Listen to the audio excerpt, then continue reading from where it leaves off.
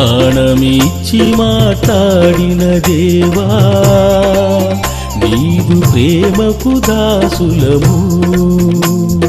ప్రాణమిచ్చి మాట్లాడిన దేవా నీదు ప్రేమకు దాసులము.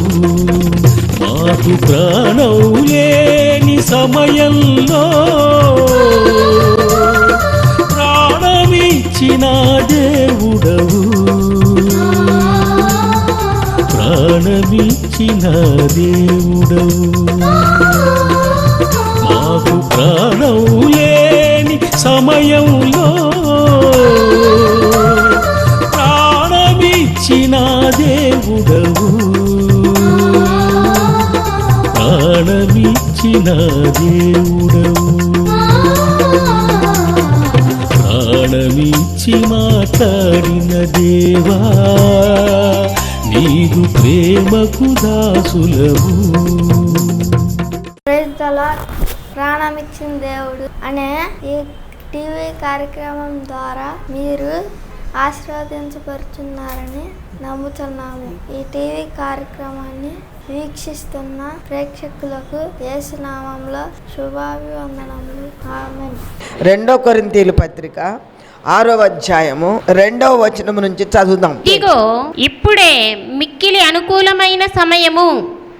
ఇదిగో ఇదే రక్షణ దినము. అనుకూలమైన సమయము దేనికి? అసలు మనం ఆలోచన చేసుకుందాం. ఇదే అనుకూలమైన సమయం అని ఈ పత్రికలో ఉన్నది. కానీ దేనికి అనుకూలమైన సమయము? వివాహం చేయటానికా, లేకపోతే ఒక ఇల్లు కట్టడానికా, లేకపోతే ఏదైనా వేరే అనుకోబాకండి బ్రాంతి కానీ ఏదైనా తెచ్చుకొని తాగటానికా, లేకపోతే ఏదైనా మంచి కూర వండుకోవటానికా, లేకపోతే ఏం చేయటానికి అనుకూలమైన సమయం అంటున్నాడు ఇక్కడ. అసలు దేనికి అనుకూలమైన సమయము అంటే ఇప్పుడు నేను చెప్పినవేవి కాదు. అనుకూలమైన సమయము దేనికి అంటే దేవుని దగ్గరకు రావటానికి ఒకటి, రెండవది దేవునిలో కలిసిపోవటానికి. ఇది ఈరోజు ఆదివారం మనకు తెలుసు. మనం ఆదివారం ఎట్టి పరిస్థితుల్లోనూ ఉదయం నుంచి పోయిన వారం కూడా చెప్పా ఇదే మాట. ఉదయం నుంచి సాయంత్రం వరకు ఉండాలి. అప్పుడే దానికి విశ్రాంతి దినానికి ఒక అర్థం వస్తుంది. ఏదో మనం కాసేపు కూర్చొని ఇంటికి వెళ్ళిపోయి ఇంకా అయిపోయింది వాళ్ళ మేము చర్చికి వెళ్ళి వచ్చాము అనుకుంటే మాత్రము కాదు. అయితే ఈ ఆదివారం నాడు విన్న వాక్యము మనందరికీ సరిపోతుందా లేదా అనేది మనం ఆలోచన చేయాలి. దేనికి అనుకూలమైన సమయము? వాక్యం వినటానికి అనుకూలమైన సమయం అనుకుంటున్నాం ఇప్పుడు మనం ఆదివారం. అయితే విన్నాక మనం అసలు ఏం చేయాలి? ఈ వాక్యాన్ని మనం ఆలోచన చేస్తే వింటున్నాం కదండి, వాక్యం వింటున్నాం, వెళ్ళిపోతున్నాం ఇంటికి, మళ్ళీ ఆదివారం వస్తున్నాము, ఈ లోపు ఏదైనా అవసరం ఉంటేనేమో మేము ప్రార్థన చేసుకుంటున్నాము, లేకపోతే హాస్పిటల్కి వెళ్ళాలండి వెళుతున్నాము, లేదంటే ఉపవాస ప్రార్థన చేయాలని దేవుడు బయలుపరిస్తే చేస్తున్నాము, అంతే కదా అని అనుకుంటే చాలా తప్పు. ఇక్కడ ఏమని ఉందంటే ఇంకొక వాక్యం చదువుదాము. యెషయా గ్రంథము 49:8 వచనములో ఉన్న వాక్యాన్ని బట్టి అసలు ఈ అనుకూల సమయాన్ని గురించి ప్రభు మనతో ఏమంటున్నారో చదవండి. యెహోవా ఇలాగూ సెలవిచ్చుతున్నాడు. అదిగో అక్కడ అనుకూలమైన సమయము అంటున్నారు, ఇక్కడ కూడా అనుకూలమైన సమయం అంటున్నారు. అనుకూలమైన సమయము దేనికి అంటే ఒక వ్యక్తి సపోజ్ ఇప్పుడు ఒక వ్యక్తి రోడ్డు మీద వెళ్తా పడిపోయాడు అనుకోండి, మనం ఏం చేస్తాం? వెంటనే రోడ్డు మీద మనిషి వెళ్తా ఉన్నప్పుడు పడిపోతే ఏం చేస్తాము? ఇది అనుకూలమైన సమయం కాదు, తర్వాత చూస్తాం అని అంటామా? ఏం చేస్తాం? అప్పటికప్పుడే హాస్పిటల్ తీసుకెళ్ళిపోతాం. అలాగే అతన్ని బాగయ్యే వరకు హాస్పిటల్లో చూపించడం, మందులు వేయించడం చేస్తాం. అది ఈ శరీరానికి సంబంధించిన సంగతి. ఆత్మకు సంబంధించిన సంగతి ఏంటంటే ప్రభు చెప్పేది, మనలో కొన్ని పొరపాట్లు కానీ అపవిత్రతలు కానీ ఉన్నప్పుడు మనం ఏం చేయాలంటే ఆ అపవిత్రతను కానీ పాపము కానీ త్రాగుడు కానీ వ్యభిచారం కానీ విగ్రహారాధన కానీ ఇంకా రకరకాల పాపాలు ఉంటే ఏ రోజు పడితే ఆ రోజు వాటిల్ని అనుకూలమైన సమయం ఈరోజే కాబట్టి ఈరోజే వాటిని బయటకు నెట్టేయాలి, లేకపోతే ఈరోజే ఆ పాపములో నుంచి బయటికి రావాలి అనే ఆశ మనకుండాలట. మనకుంటే దేవుడు అంట అదే రోజు నేను ఇవాళ పాపం చేశా. ఒక అతను సపోజ్ డ్రింకర్ ఉన్నాడు, డ్రంక్ అండ్ మ్యాన్ అంటే త్రాగుపోతున్నాడు అనుకోండి. ఒకవేళ ఎన్నో సంవత్సరాలుగా తన భార్య విజ్ఞాపన చేస్తా ఉన్నప్పుడు ప్రభు ఆలకిస్తాడా లేదా? ఆలకిస్తారు. ఆలకించగా ప్రభు ఏం చేస్తారంటే తన భార్య ప్రార్థన చేస్తుంది, వాళ్ళ తల్లి చేస్తుంది, వాళ్ళ బిడ్డలు చేస్తున్నారు, ఎంతకాలం నేను వినకుండా ఉంటాను అని మరలా చేస్తూ ఉన్నప్పుడు అంట సడన్గా ఒకరోజు డాడీ ఏం చేస్తారంటే నేను నిన్ను అదే అనుకూల సమయమందు నేను నీ మొర ఆలకించి తిని హల్లెలూయా. ఆలకించినప్పుడు ఆ వ్యక్తి ఏమవుతాడు? సపోజ్ త్రాగబోతు అన్నాం ఉదాహరణకి, త్రాగబోతు ఆ వ్యసనములో నుంచి బయటకు వస్తాడా లేదా? వస్తాడు. బయటకు వచ్చేసిన వెంటనే అతనికి మళ్ళీ మనం ఏం చెప్పాలంటే ఈ వాక్యం బోధించాలంట. అందుకే ఆదివారం వచ్చి వాక్యం విని వెళ్ళిపోయి మళ్ళీ ఆదివారం వచ్చి వాక్యం వినటం కాదు. మీరు ఇంట్లో కూర్చొని మీరు ఏం చేయాలి? వాక్యం మళ్ళా చదవటం. ఆ చదివిన దాన్ని మీ ప్రక్కంటే ఎవరికైనా తెలియని వాళ్ళకో లేకపోతే అస్సలు వాక్యం తెలియని చోటకో వెళ్ళి మనం వాక్యం చెప్పాలి. అయితే అసలు ముందు మనం వాక్యం చెప్పబోయే ముందు మనలో ఏమైనా పొరపాట్లు ఉన్నాయా అనేది మనం కరెక్ట్ చేసుకోవాలి. ఎఫ్ఎస్సి పత్రిక 5:5 చదవండి. వ్యభిచారి మొదటిది అపవిత్రుడైనను విగ్రహారాధికుడై ఉన్న లోభి అయినను క్రీస్తు యొక్కయు దేవుని యొక్కయు రాజ్యమునకు హక్కుదారుడు కాడు. రాజ్యాన్ని పరలోక రాజ్యానికి హక్కుదారుడు కొరకు చెప్పుతున్నాను. ఇక్కడ వాక్యం చెప్పబడుతుంది. పరలోక రాజ్యానికి అందరూ వెళ్ళిపోవాలి అంటే వెళ్ళిపోతారా? కోట్ల మంది ఉన్నాం మనం, కోట్లు జనం. కోట్ల మందిలో ఎంతమందిని తీసుకుంటాడు ప్రభు అంటే? మరిగో ఇప్పుడు ఇక్కడ కొన్ని విషయాలు మీకు చాలా సింపుల్ అన్నమాట. ముందు మీరు మీ హృదయంలో ఇవి లేకుండా చూసుకోండి. ఈ మీ హృదయంలో ఉన్న మీ పొరుగు వారికి ఉన్న ఇలాంటివి పెట్టుకొని మనం ఎవరికి వాక్యం చెప్పలేం.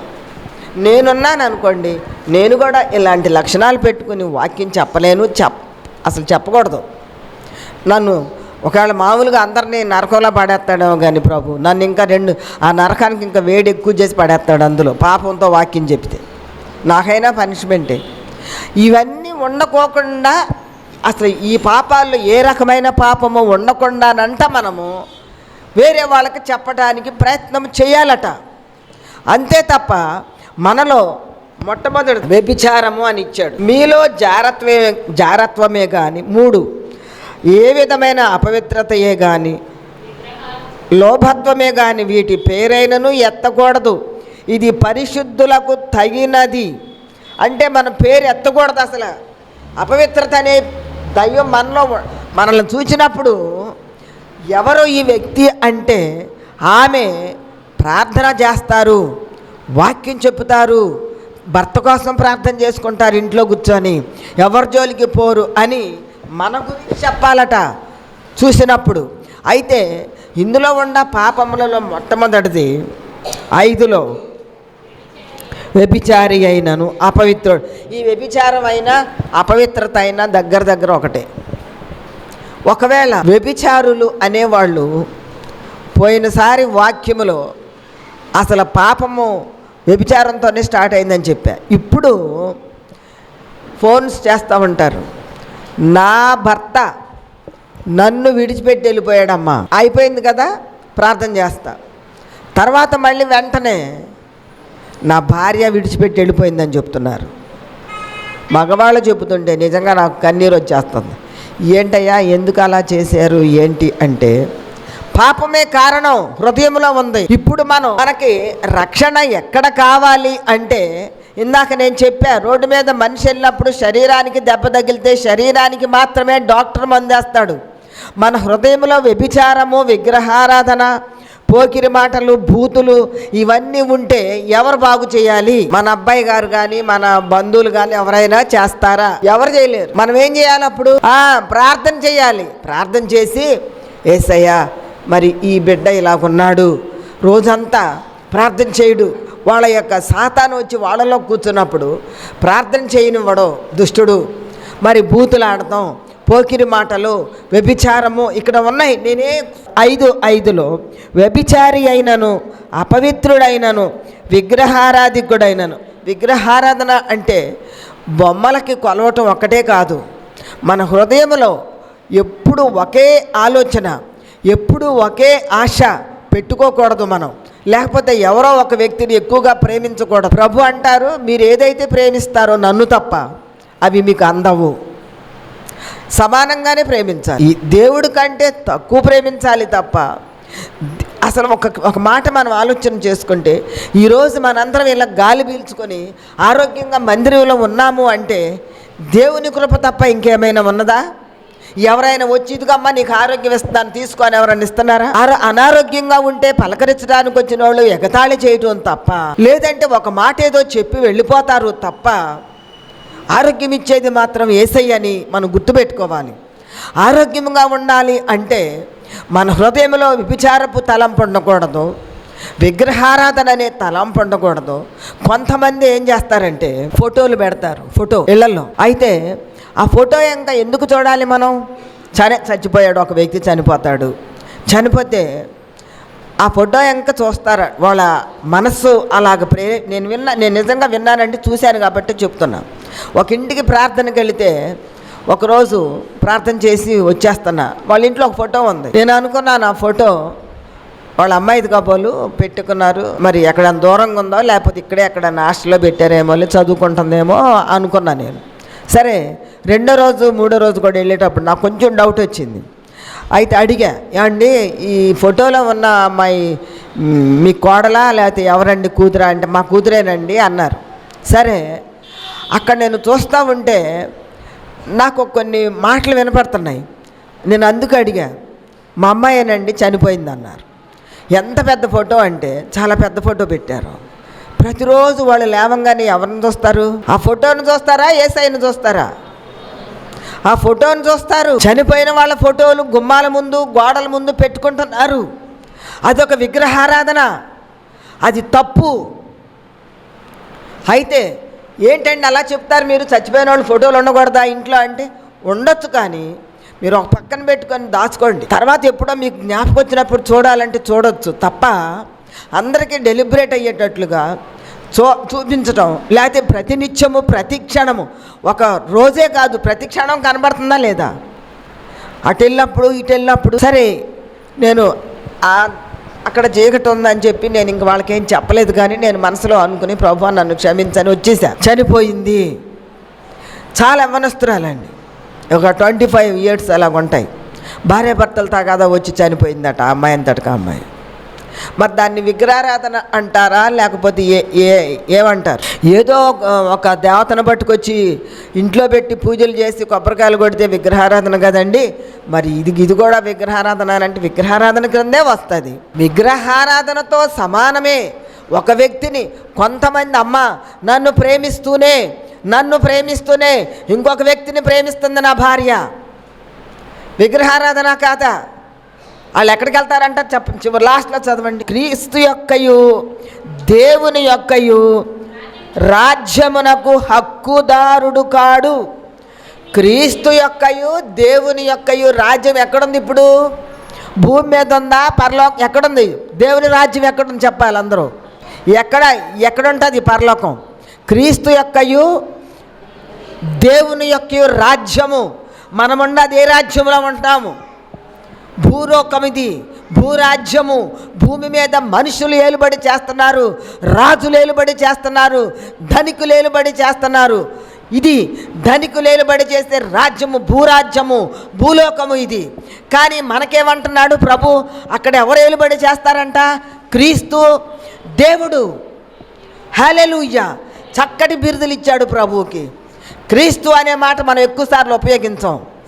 ఏ మాట ఉపయోగిస్తాం? యేసు అనే మాట ఉపయోగిస్తాం. క్రీస్తు వచ్చింది ఇక్కడ, చాలా అర్థం ఉంది దానిలో. క్రీస్తు రాజ్యం అట అది. క్రీస్తు రాజ్యము పాపము లేనివాడు, కోపము లేనివాడు, పవిత్రుడు, నీతిమంతుడు, ఇలాంటి లక్షణాలు కలిగిన వాడు పరలోకంలో ఉన్నాడంట. మరి మనందరం అక్కడికి వెళ్ళాలంటే మనము కూడా అవి కలిగి ఉండాలని చెప్తున్నాడు. ఏమండి, నేను గుండె మీద చెయ్యేసుకుని కరెక్ట్గా చెప్తానండి, నాకు అసలు ఏమీ లేవు అనేవాళ్ళు మీ మందిరంలో ఎంతమంది ఉన్నారు? ఎవరన్నా ఉంటే మాకు చెయ్యని చూపించొద్దు. మీ మనసులో ప్రభు నేనున్నానని మీ గుండె మీద చెయ్యేసుకోండి చాలు. ఈ లక్షణాలు లేని వాళ్ళు అసూయ, ద్వేషము, అల్లరులు దానికి ముందు ఉన్నాయి కదా. పోకిన జారత్వము అంటే చెప్పాను, వివాహం జరిగిన తర్వాత భర్తను విడిచిపెట్టి వేరే వాళ్ళతో, భార్య కూడా అలకలతో, ఈ రకాల పాపాలు, విగ్రహారాధన ఇవి లేకోకుండా మళ్ళీ మనసులో మరి గలతీ 5లో కూడా ఉన్నాయి. అది కూడా ఒక్కసారి చదవమ్మా. గలతీ 5లో ఉన్న వాటిల్లో అవి కూడా మాలో అసలు ఏమీ లేవండి. అందులో ఉన్న ఒక్కొక్క క్షణం ఉన్నమ్మ. మొట్టమొదటిది ప్రేమ. ఇవి ప్రేమ చదవండి. రెండోది సంతోషము, సమాధానము, దీర్ఘశాంతము, దయాళుత్వము. ఏమండి, ఇవి మీరు కలిగి ఉంటే కనుక మీ అంతటికి మీకే మార్కులు వేసేసుకోండి. మీకు ఎన్ని మార్కులు పడతాయో మీకు మీరే మార్కులు వేసేసుకోండి. చదివాము కదా నువ్వు, ఇవన్నీ మీలో లేవనుకోండి, లేకపోతే మీకు కనీసం 70% మార్కులు వేసుకోండి. ఎవరికాళ్ళు వేసుకోవాలి మార్కులు. నాలో ఆ పాపం లేదండి, నాలో అసలు కోపం లేదండి, నాలో అసలు ద్వేషం లేదండి, నాలో ప్రేమ ఉన్నదండి, నాలో దయాళుత్వం ఉందండి, నాలో ఓర్పు ఉందండి, నాలో ఆశా నిగ్రహము అంటే బజార్కి వెళ్ళామంటే ఏది చూస్తే అది కొనేస్తారు కొంతమంది. ఏది కనబడితే అది. ఆశని నిగ్రహించుకోలేము. ఆశని నిగ్రహించుకోవాలి అంటే కొన్ని చంపుకోవాలి, కొన్ని విషయాల్లో మనం చంపేసుకోవాలి. ఎందుకు చంపేసుకోవాలి? మీకేంటి అవసరం, మాకు డబ్బు ఉంది కదా మేము తెచ్చుకుంటాం, మీకేంటంటే బైబిల్లో ఉంది. ఆశా నిగ్రహం కావాలట. ఏది పెడితే అది కొనమని మన భర్తల్ని పేచి పెట్టకూడదు. లేకపోతే మనంతటికి మనమే ఇల్లు తెచ్చుకోవటం కూడా వ్యర్థమే. ఆశా నిగ్రహము కలిగి ఉండాలని చెప్తా ఉన్నారు. మరి ఇన్ని రకాల పాపాలు ఉన్నవాళ్ళు క్రీస్తు యొక్కయు దేవుని యొక్కయు రాజ్యమునకు వారసత్వము ఉన్నదా లేదా అనే దానికి నేను మీకు మీరే మార్కులు వేసుకోండి అన్న. ఎంతమందికి ఎన్ని మార్కులు వచ్చినాయి? ఎవరికన్నా 70 మార్కులు 80 మార్కులు వచ్చిన వాళ్ళు ఉన్నారా? ఒక్కళ్ళు కూడా చెప్పట్లేదు ఆన్సరు. ఏంటమ్మా ఎవరు? ఆ పాపాలు మాలో లేవన్న వాళ్ళు ఎవరున్నారు?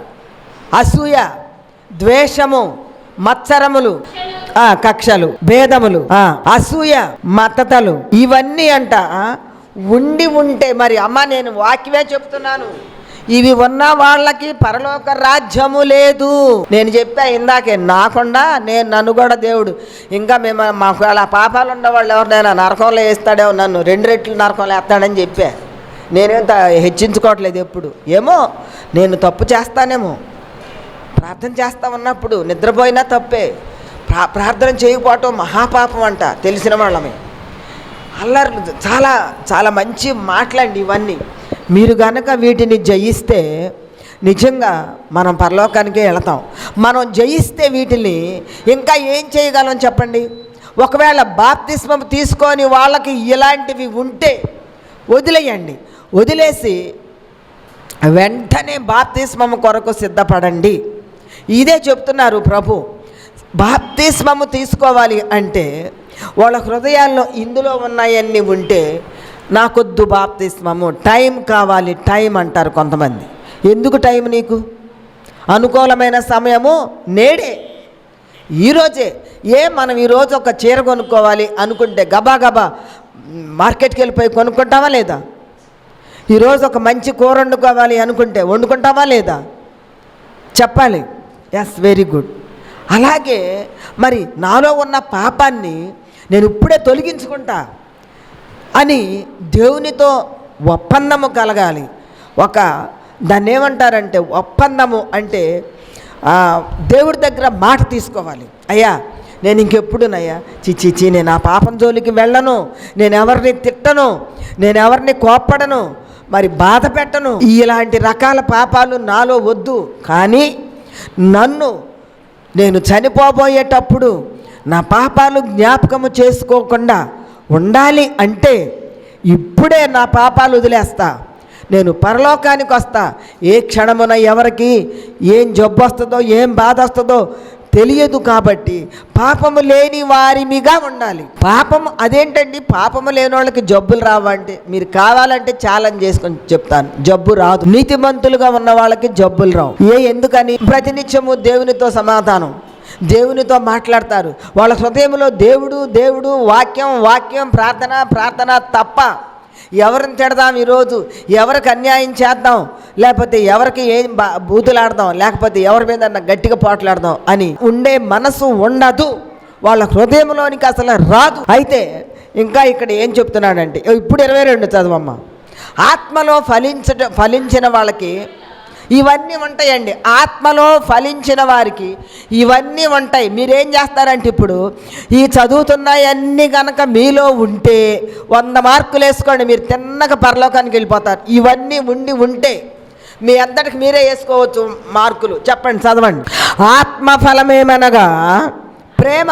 ప్రేమ అనేది సమానంగా ఉండాలి. యేసు ప్రేమ విషయంలో మనకి ఏమండి, కొంతమందికి సగం ప్రేమ, కొంతమందికి సగం ప్రేమ ఇచ్చాడా, లేకపోతే అందరికీ ఒకే రకమైన ప్రేమను పంచాడా యేసయ్య సిలువలో? అవును, అందరికీ ఒకే రకమైన ప్రేమ పంచబట్టే మనందరం ఇలాగున్నాం. మనం పాపం, అరే నువ్వు పాపం చేసావు కదరా, నీకు నా ప్రేమ ఎందుకు అని ఉంటే ఆ పాపము చేసిన వ్యక్తి మరుక్షణమే చచ్చిపోయేవాడు. మరి సిలువలో ఎవరెవరు చనిపోయారు యేసుక్రీస్తుతో పాటు?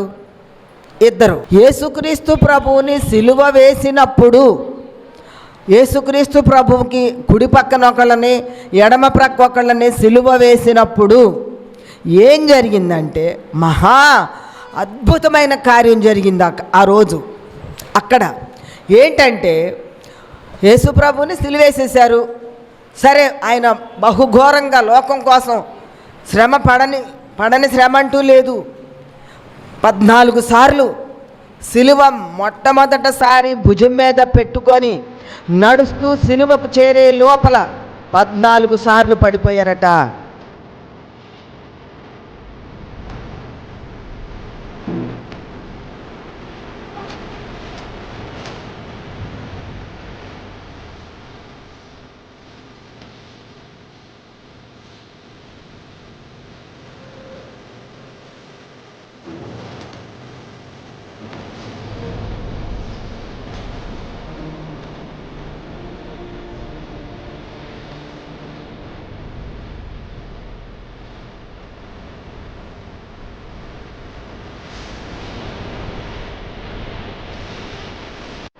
హల్లెలూయా. ఎవరైనా సహాయం చేశారా అంటే, సహాయం చేయటానికి ఎవరన్నా వెళితే కూడా వాళ్ళు రోమా సామ్రాజ్యపు అధిపతులు వెళ్ళనివ్వలేదు.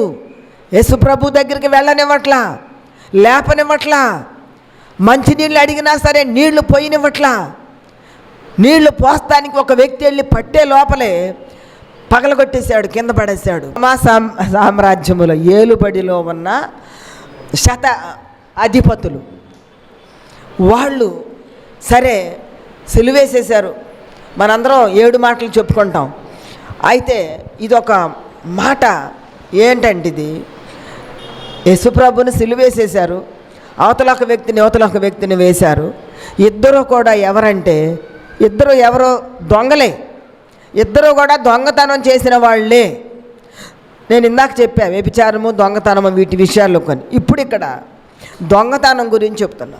ఒక దొంగ అంటున్నాడంట, ఏంటేసయ్యా, ఏంటి నువ్వు చచ్చిపోతున్నావు, మమ్మల్ని సిలువేశారు, మరి నువ్వు దేవుడు అని మంచోడు అని అంటున్నారు వీళ్ళందరూ. సరే మరి నువ్వు మంచోడివే కదా, మరి నువ్వు దేవుడు కదా, మరి నువ్వు దేవుడు అయితే ఆ సిలువ మీద నుంచి దిగేసాయి కిందకి, తొందరగా వచ్చి నన్ను కాపాడు, లేదంటే నీకు నువ్వు రక్షించుకో, మీకు మీరు రక్షించుకోమని చెప్తూ సలహా ఇస్తున్నాడు ఒక వ్యక్తి. ఏం మాట్లాడలేదు డాడీ, అక్కడేం మాట్లాడలేదు. అతనిలో చనిపోబోయే ముందు కూడా ఏముంది అతనిలో? పొగరమోతు మాటలు మాట్లాడుతున్నాడు. చచ్చిపోబోయేటప్పుడు నువ్వు నరకానికి వెళ్తావు, అయ్యా మరి నేను నరకంలో రోజు కాలిపోవాలి, వద్దు నాకని అడగట్లా. ఏం చెప్తున్నాడు? ఎగతాళి చేస్తున్నాడు. సరే, అతను రెండవ పక్క వ్యక్తి ఏమంటున్నాడంటే, అతన్ని గద్దిస్తున్నాడు. ఏమయ్యా, నేను దొంగతనం చేశా, నా జీవితం అంతా దొంగతనమే, నువ్వు దొంగతనం చేసావు, మన ఇద్దరికి ఈ శిక్ష సరిపోతుంది. కానీ ఈయన కనబడతా ఈ సిలువ మీద ఉన్న వ్యక్తి మహాఘనుడు, గొప్పవాడు, ఆయనకు సిలువ వేయించుకోవటానికి అసలు అవకాశం లేదు. మనం దొంగతనం చేసాం కాబట్టి మనకు శిక్ష, ఆయన ఏ తప్పు చెయ్యల, ఎందుకు అలాగ మాట్లాడుతున్నావు అని అతను ఒక మాట గద్దించి ఇక్కడేం చేశాడంటే, మనం ఇప్పుడు మన చుట్టుప్రక్కల వాళ్ళు ఎవరైనా ఏదైనా పొరపాటు చేస్తుంటే మనం గట్టిగా కోపడటానికి వెళ్ళామనుకోండి, మనకేమవుద్ది? దెబ్బలు తగులుతాయి. వెరీ గుడ్, నిజమే. మన పక్కమంటే ఎవరికన్నా అన్యాయం చేస్తుంటే మనం వెళ్ళి ఏమండి ఎందుకు అట్ట చేస్తున్నారని అడిగామనుకోండి, ఆ ఇంటోళ్ళు వచ్చి మన మీద పోట్లాడతారు. ఇక్కడ పోట్లాడాడు, ఆడెలాగూ చస్తాడు, నేను చస్తాను కదా అనుకుని దొంగ ఏం చేశాడంటే అతన్ని గద్దించి ఇప్పుడు దేవుని వైపు తిరిగి అంటున్నాడంట. మిగిలిన భాగము దొంగ గురించి, దొంగ ఎక్కడికి వెళ్ళాడో వచ్చే వారములో తెలుసుకుందాము. ఈ వాక్యం దేవుడు తన వినికిడిలో దీవించునుగాక. వారిని క్షమించి బాప్తిస్మము తీసుకొని వాళ్లకు ఇదొక మంచి అనుకూలమైన సమయము, ఇదే రక్షణ దినము అని ఉన్నది ప్రభువా. రక్షణ దినము అంటే రక్షించబడటానికి మీరు ఏర్పాటు చేసిన దినమే. ఆ ఏర్పాటు చేసిన దినమున మేము నిజంగా బాప్తిస్మము తీసుకుంటే మేము పవిత్రులం అవుతాం. మీరు అంటున్నారు, ఒకవేళ మీ హృదయంలో పాపం ఉన్నా కానీ ఆ పాపాన్ని నేను పోగొట్టేస్తా, మిమ్మల్ని పవిత్రులుగా చేస్తా, మీరు బాప్తిస్మం తీసుకోండి అని ప్రతి ఒక్కరిని మీరు రిక్వెస్ట్ చేస్తున్నారు, బ్రతిమలాడుతున్నావు ప్రభా. ఈ వాక్యం ద్వారా మీరు బ్రతిమలాడుతున్నావు. అయ్యా, నువ్వు దేవుడివి, యేసయ్యవి, పరలోకంలో నుంచి ఎందుకు దిగొచ్చావు ఈ లోకానికి మా అందరి కోసమని తెలియని వారికి వాక్యం ద్వారా మీరు చెప్పండి. మీరు బ్రతిమలాడి 2 చేతులు పట్టుకొని బ్రతిమలాడి చెప్తున్నావు, యేసయ్య మీ పాపముల నుంచి దూరంగా వెళ్ళిపోండి. ఒకవేళ బాప్తిస్మం తీసుకొని ఉన్న వాళ్ళు కూడా నేను బాప్తిస్మం తీసుకున్నానులే, నేను ఇంకా అసూయ, ద్వేషము, పగ నా హృదయంలో ఉంటే పర్వాలేదు, నేను పరలోకానికి వెళ్ళిపోతా అని అనుకుంటున్న వారికి కూడా హృదయంలో ఉన్న పాపాన్ని బట్టి వారికి కూడా శ్రమదినము రాకుండా రక్షించబడటానికి, వాళ్ళ హృదయంలో పాపాన్ని తొలగించడానికి మీరు రక్తం వేయండి వారి మీద. బాప్తిస్మము తీసుకొని పాపము చేస్తూ ఉన్న వారికి వారి హృదయంలో రక్తం వేయండి. తీసుకొని వారి మీద వారి ఆత్మకు నీ రక్షణ వస్త్రము, నీ రక్షణ వెలుగు అందించి వారి హృదయముతో మీరు మాట్లాడి బాప్తిస్మానికి సిద్ధపాటు చెయ్యండి.